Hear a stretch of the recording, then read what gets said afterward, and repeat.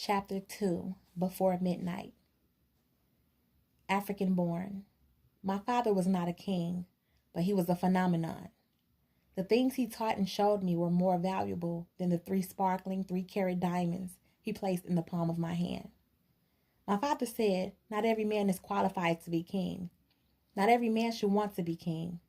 When unqualified men become king, they destroy everyone one way or another because of their ignorance, greed, or anger. Every day they live with the fear that it will be exposed that they do not deserve their wealth and do not really know how to rule.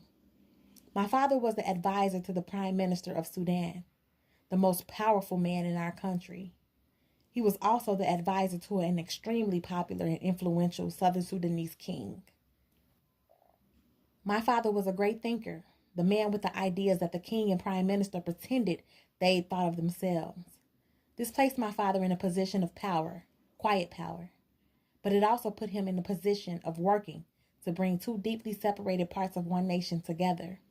He was constantly being studied and watched and eventually hated by a handful of men who could not compare.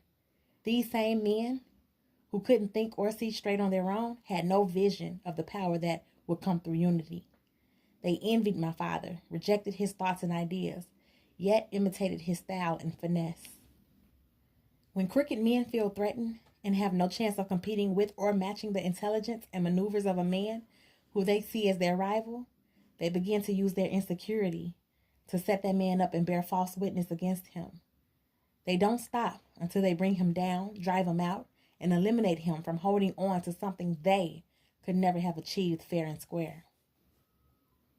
My father taught me to lay low. Don't be the asshole who wants to be seen and celebrated all day, every day. Be cool. Take it easy. Carry out your plans in life, slow and steady. Push hard. My father pushed hard, loved hard, lived hard, making great use of every minute and moment. A scientist, he graduated from the University of Khartoum at age 20. He earned his master's degree at the Sorbonne University in Paris, France. He completed his PhD at Columbia University in the United States of America. At age 26, he returned home a doctor of science. He reminded everyone that Africa was the best place in the world. He didn't just say it, he meant it. He moved back in and worked the land and built businesses from scratch to empire status. My father was 6'8" and pure black from head to toe, a blessing, not a curse.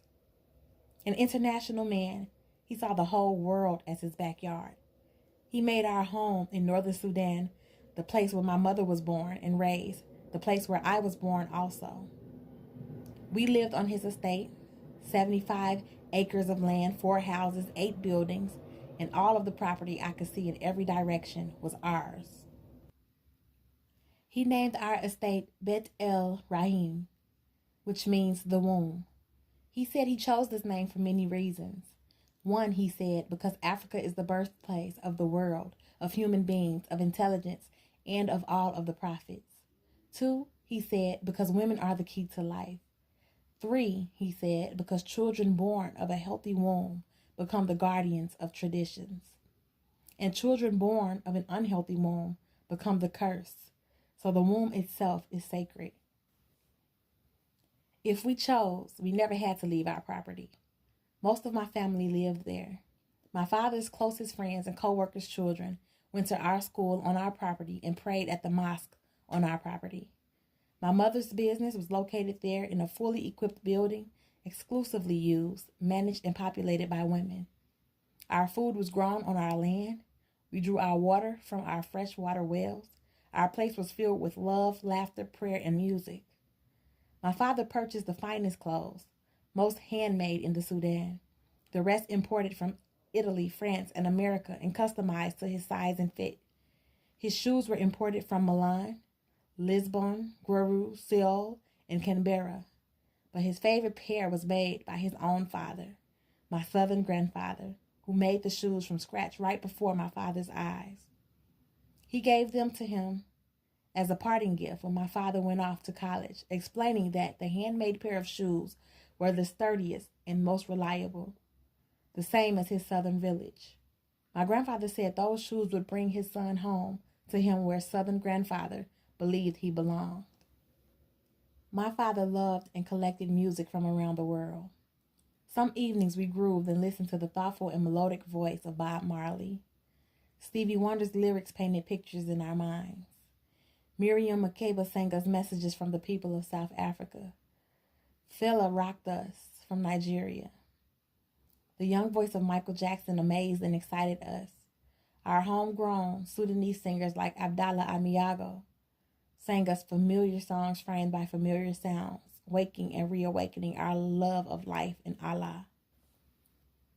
In one of the buildings on our property, reserved for men, my father sometimes practiced playing his trumpet. Once a month he performed with his Just for Fun band before an audience of family and close friends. He taught me that hardworking men must always find ways to relax and enjoy life without destroying their family relationships. He spoke 7 languages and had acquaintances throughout the world. My father taught me that language should never separate one good person from another. Any man can learn another man's language if he can shut up long enough to listen and sit still long enough to study. We spoke Arabic at home, but he made sure I could speak at least the greetings of several African tongues, and I also studied English in school and practiced speaking it along with my schoolmates.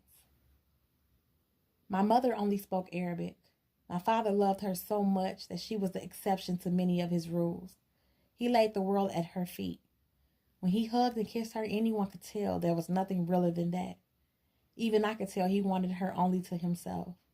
I'd move out of their way and disappear into one of the many rooms of our home. He surrounded her in his love, but still allowed her to have her friends, business, and life within the places built exclusively for her behind the walls of the womb. He was never shy about expressing himself to her. I saw it all the time. About her, I felt the same way. When my father did business in the surrounding suburbs and villages, he mostly drove his truck. For big city and government business, he rode in his silver Mercedes-Benz 600, driven by his trusted Southern Sudanese homeboy, the only person allowed to privately transport him. Parked in our garage area was his custom-made cobalt blue Rolls Royce that rarely left the grounds where we lived. Still, it was always kept clean and polished. We also had a small collection of miniature cars used by our staff to move around our property and to drive outside of our estate to run errands and complete tasks. Our diamonds, gold, ivory, copper, and silver we got from home. It was automatic, part of our property, our history, our heritage, our assets. We also had oil, homegrown fruits and vegetables, and livestock. Guess you could say, despite having to work hard in a hot climate, we invented chilling. My father had guns galore, real ones, from 22s to 45s to 357s to 9s to Glocks to G3 rifles to semi-automatics, Uzis, and AK-47s. There were so many weapons that he had a small brick fort built on our property just to store them. On my 5th birthday, he gave me a key to his fort. It was one of the many tests he gave me to prepare me for life. He often would challenge me, asking, "Where is your key?" I had better have it on me, not in the pocket of the pants I wore last week or yesterday, not somewhere that I couldn't remember, or in the possession of one of the house cleaners or my mother even. He taught me that I had to be responsible for my stuff instead of shifting my weight on to any other person. He taught me how to hold each of the weapons. I felt that most of them weighed more than me. He assured me that they didn't. He taught me how to take them apart, put them back together, and how to clean and load them. The first time he took me to target practice, I was 5 years old. The kickback from the gun in my hand lifted me off my feet and threw me to the ground. Within seconds, he had me stand back up on my feet and begin firing once again. "If you fear the gun," he said, "you will never be calm enough to hit your target." My father was not a military man, but when I got the chance to travel outside of our estate with him on business or pleasure, he made sure he pointed out Egyptian-made aircraft flying through our skies, German-made watercraft sailing on our waters, Soviet T-54 tanks, and MiG-17 surface-to-air missiles, and more. Slowly and carefully, he would say so seriously, "This one was designed by Germany.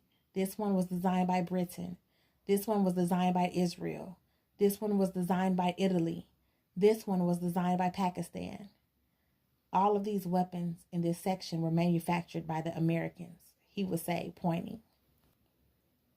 Do you know why they designed and provided these weapons for us? He would ask me. Do you know what they want you to do with them? He would ask. Then he would answer himself. They designed these weapons so that we can make their lives easier, so that you and I would wipe out our own family, friends, and countrymen, allowing them, the foreigners, to come in and raid and rule our land, seize our gold, export our diamonds, and siphon our oils. Take a look around, he would say. Everything we have, some which I acquired through birthright, the rest from hard work, education, blood, sweat, and tears, could be gone in an instant, because it is everything that every man in the world dreams of possessing. You must fight to keep it. My father said every son is entitled to inherit what his father earned, but still must plan to fight for it. Admire your father, but still become a man who stands on his own feet and works his own accomplishments and miracles.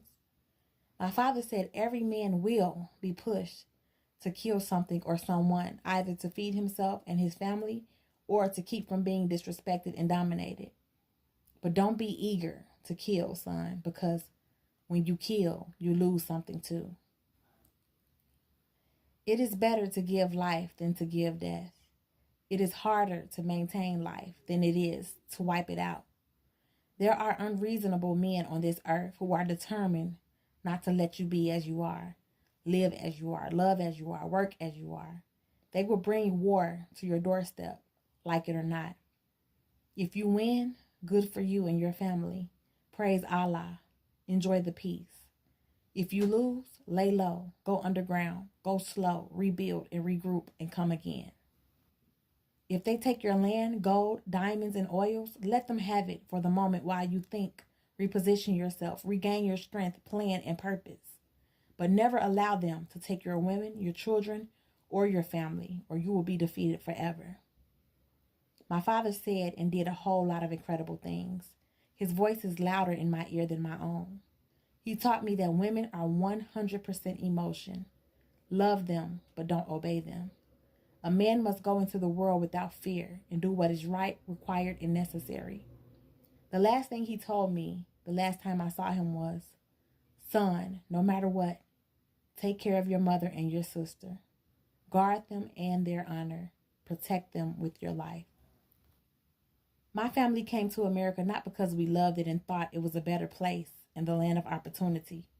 We came to America without our influence and abundant riches to lay low, to go underground, to go slow, to rebuild, to regroup, to regain our strength, position, plan, and purpose, to come again.